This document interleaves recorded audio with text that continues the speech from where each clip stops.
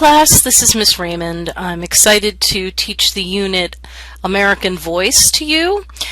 It's a history of American poetry, and we are going to learn also about a term called transcendentalism.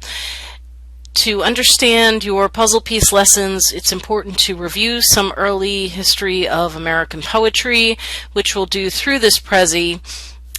So let's get started.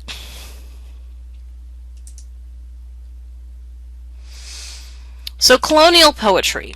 All right, so what does that mean? Colonial period was when the Europeans were breaking away from Great Britain and coming over to create the United States. So here they are. Colonial poetry. Okay, so the early parts of American poetry. It resembled British models in form, of course, because that's what they knew. The people who wrote the poems knew about Britain, okay, and it was conservative. Some of the significant poets: Thomas Morton, okay, here he is.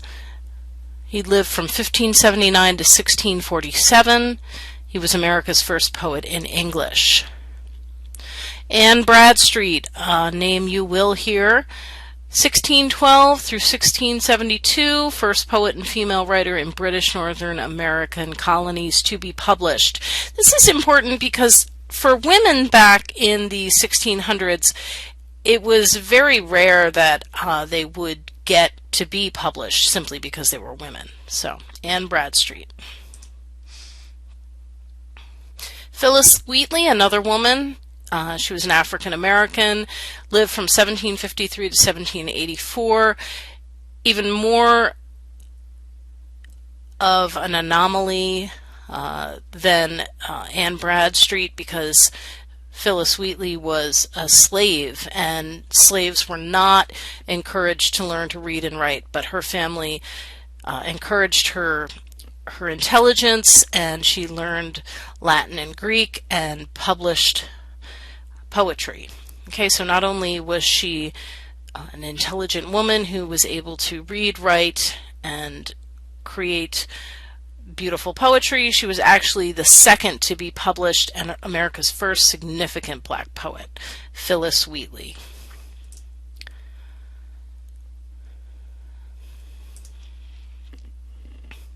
So post-colonial poetry. Okay, so here we are. They wanted to distinguish themselves from their British counterparts. This is very important. Just as we came over to distinguish ourselves from British rule, we no longer wanted to be under British rule.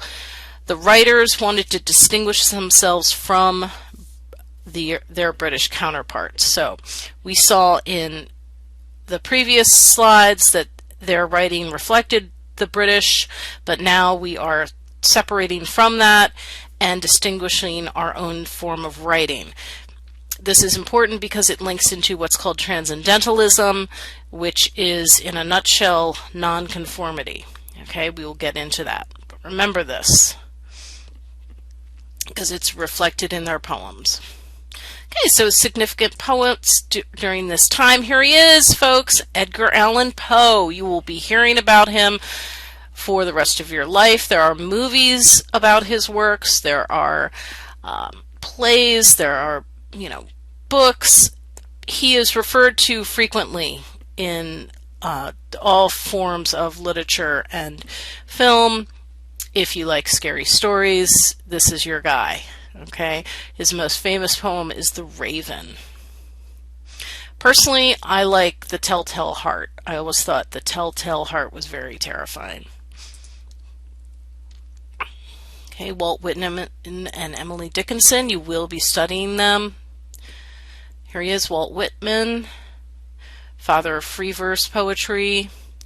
Leaves of Grass, very famous, argued the most revolutionary volume of poetry in American history.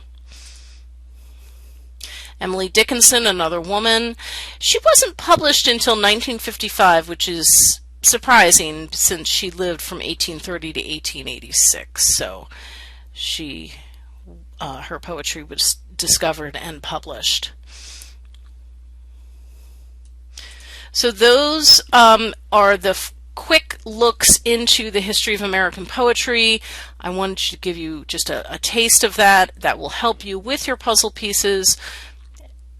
So remember that these are some of the very significant American poets, and you will be learning about them.